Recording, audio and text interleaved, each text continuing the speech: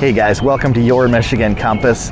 Before we get started with today's video, I want to say a very big thank you to everyone that subscribed to this channel over the past few years, and especially in the past few weeks. We've gotten a lot of subscribers, and I really appreciate that. It really makes me feel like what I'm doing is worthwhile and that you guys enjoy it. Today we're at the historical Mill Race Village over in Northville, Michigan. Once the site of a grist mill, Mill Race Village is a living museum built on land donated to the city of Northville by Ford Motor Company. From 1972, historic buildings were moved from other locations in the city or reconstructed on site, and the village is now home to the new school church, a one-room schoolhouse, blacksmith shop with working smithy, a general store, a gazebo, and a rustic wooden bridge. And also this steel sculpture here, I have a Victorian boy at play. It doesn't line up quite perfectly, but you get the point. The sculpture was done by David Barr, who did another famous sculpture that you might recognize from Hart Plaza in Detroit. Located at 215 Griswold Street in Northville, Michigan, there is plenty of parking. Parking lot right here out front. They are open Monday, Tuesday, and Wednesday from 9 a.m. until 1 p.m. That's it. They're not open Thursday, Friday, or Saturday, or Sunday. And the entrance right over here. Come along with us.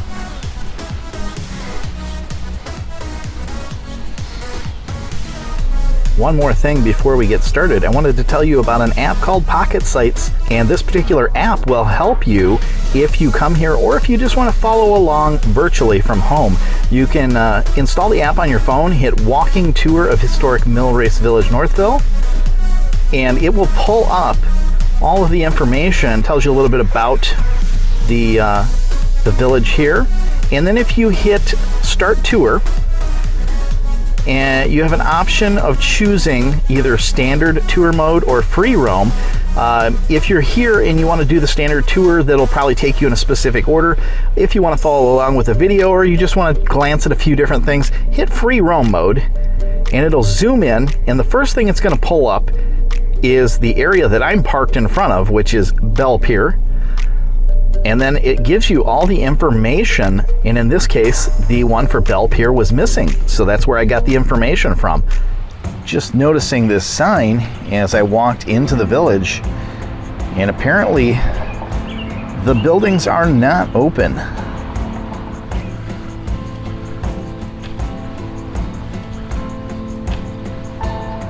Over here, our first building is the Katy Inn. Found the placard for the Katy Inn off to the side here, and it says, "Oh, the stories this building could tell, built in 1831 in the style of a New England tavern. Its long service included many years as a stagecoach stop and as an apartment house. Since its move to Mill Race in 1987, it has housed the office and archives of the Northville Historical Society. It is available for rent for receptions and meetings."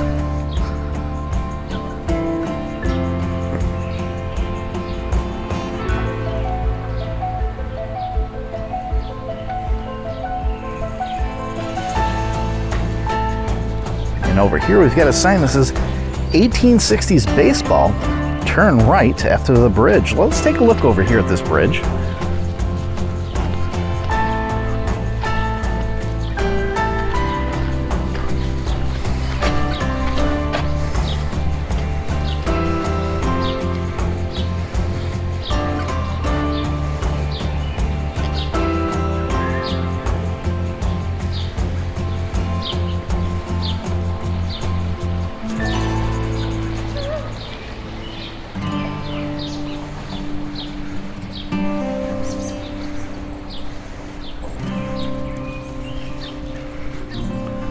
And I don't see any baseball going on, but I do see the baseball diamond that's right here. And I also see a kids' playscape, so if you've got children and they get a little bit bored at the historical village, you can definitely come over this way take them over to that playground and let them run off some steam. Coming back over from that path and that bridge, the next building we see says J. Hirsch Carriage Painting, Horseshoeing, and General Jobbing.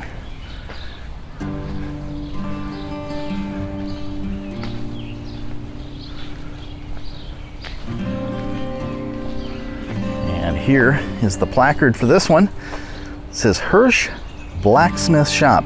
John Hirsch shaped metal in his shop in downtown Northville. His tools and hot forge were vital to the community, crafting nails, repairing farm equipment, making horseshoes. His shop operated from mid-1800s until the 1920s, and it was reconstructed here, guided by historic photographs. It opened here in 1985 with a blacksmith forge on the right. An exhibit space is on the left. And normally, I believe they would have a blacksmith here demonstrating everything, but not right now.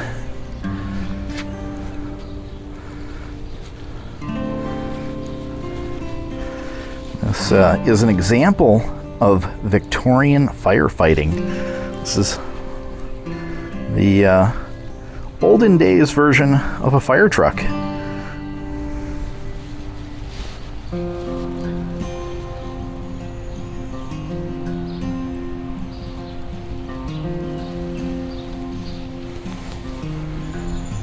Next up here in the Millrace Village is the Wash Oak School. It's the one-room schoolhouse that I mentioned earlier.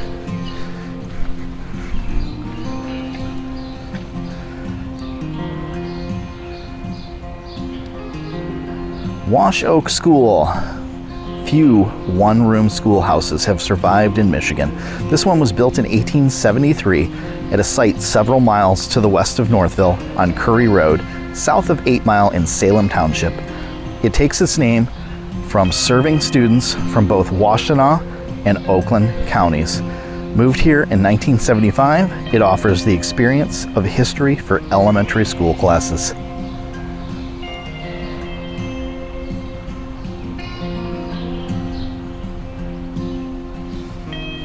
Small little building here that says Northville Interurban.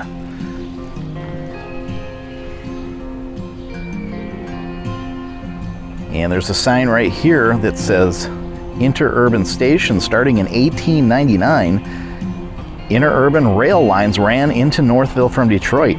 One line traveled on track along 8 Mile Road and into town on Griswold. On that line, this shelter was a waiting room for passengers at Newburgh Road. It had been kept in a home's backyard and enjoyed as a playhouse and tool shed for 70 years before being moved to Millrace in 1992. And right next to the sign, got a little piece of railway.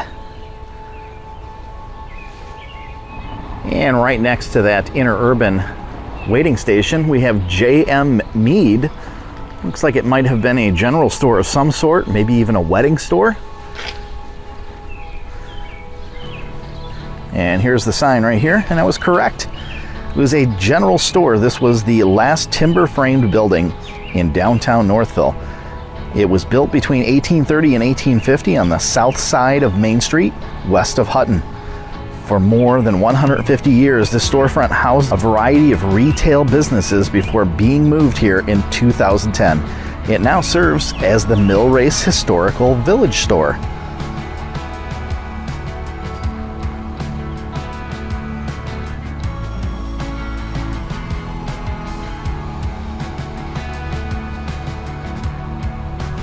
And right over here we have the New School Church.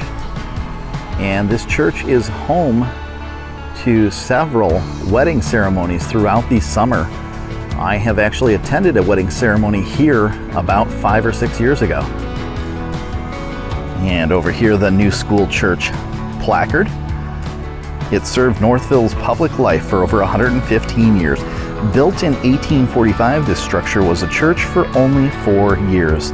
It was then a school and a township hall before serving as Northville's library for over 70 years. Land for Mill Race Historical Village was secured to save historic buildings, and this was the first to be moved here in 1972. It is available to rent for weddings and meetings.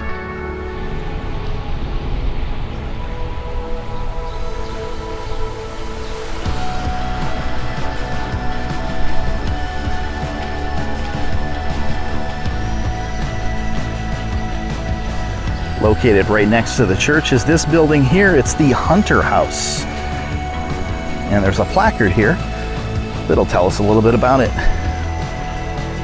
Stephen and Mary Hunter built this Greek Revival house in 1851. This style was popular in mid-1800s, small towns just emerging from the frontier. In 1972, this home on Main Street was threatened by plans to cut an extension of Griswold Street through to the south. It became one of the early survivors that was moved to Mill Race Historical Village.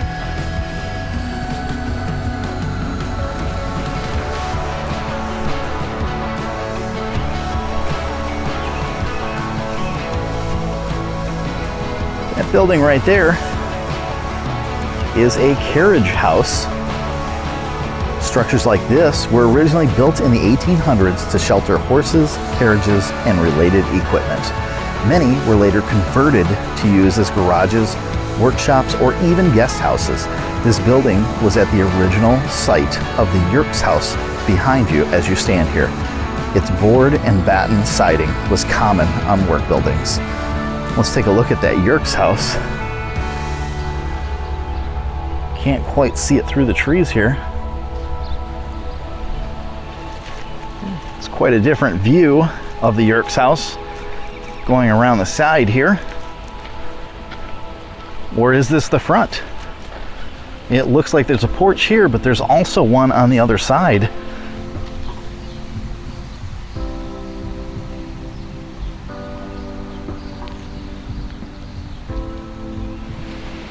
Right behind the Yates House, there is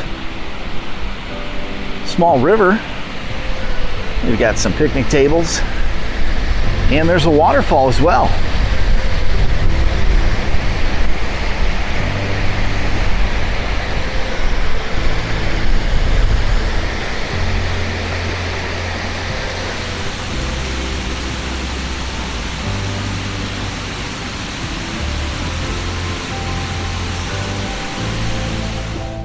And there's a small porch also on the back side of the Yates House, and it looks like they've planted some vegetables this year in their garden.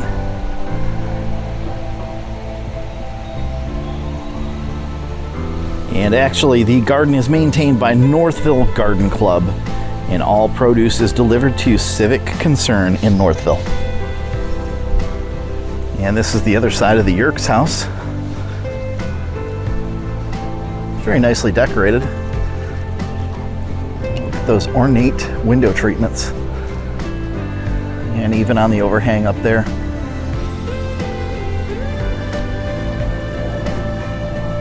Let's go around. I see a placard over there we'll take a look at. And here we are at the front of the Yates House. Beautiful little home. And I really wish that these buildings were open so that I could take you inside and show you what they look like. Unfortunately, the website made no mention of the fact that they weren't open. And with the hours, I just assumed that the hours meant that's when somebody was here to let you inside and take a look around. And over here is the placard. It says this was the home of the family of William Yerkes, an attorney, judge, and village president. It was built in 1873 on Katy Street, and it reflects the prosperity of the Yerkes household. It also reflects its industrial era, as its detailed trim was mass-produced in a mill and shipped to the builder. This lovely home was moved here in 1975. Let's take a look at that photo of the inside. Maybe we can peek through some of the windows.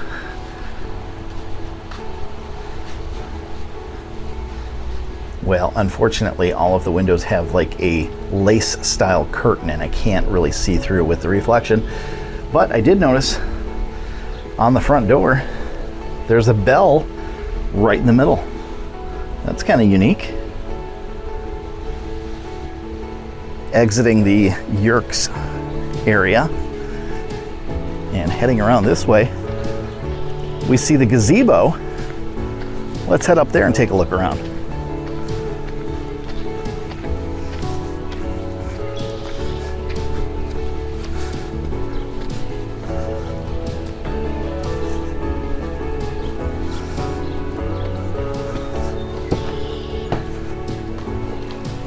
They've got some lights up here, and I would imagine that people come up here when they have their wedding receptions and take photos.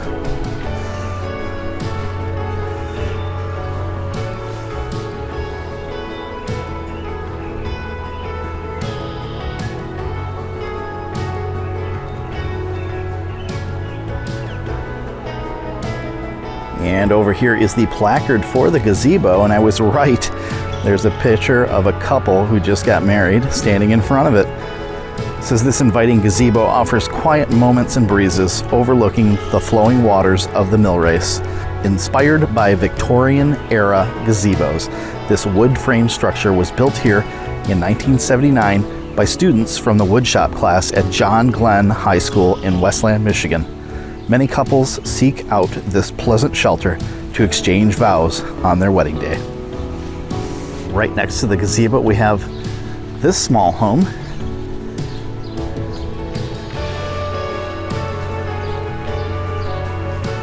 And a little trellis over here that you can walk through. Maybe we can get some more details on the other side of this building. And I see a placard over here.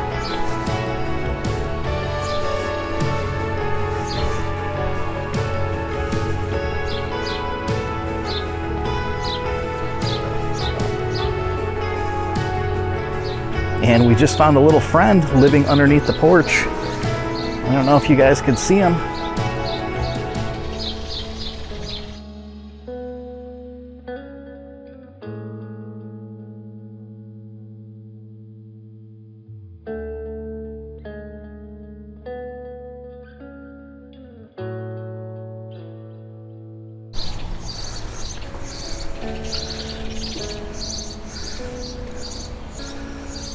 It says Weaver's Cottage. Over the years, 430 North Center Street held the memories of many families. It was built in 1889 in the Victorian cottage style. In 1976, to make way for a parking lot and small office plaza on the site, the house was moved to Mill Race Historical Village. It is now the studio for the Mill Race Weavers Guild. And right next to Weaver's Cottage is the old wooden bridge. And this will take you back out to the parking lot. So there's actually multiple ways to get in and out of the village. Added to the village in 1975, the bridge was modeled after the Old North Bridge in Concord, Massachusetts, the site of the first battle of the Revolutionary War in 1775. Another thing that I found to be lacking information was this bell, and the placard at this location is also missing, but this was in the app as well. It says Bell Pier. Built in 2008, the Pier supports a 24-inch bell manufactured by the American Bell Foundry of Northville, in operation from 1890s through 1930s. A company known worldwide for its dinner bells and bells for churches, schools, farms, and factories. And right over here, there is a placard naming this as an officially registered Michigan historic site.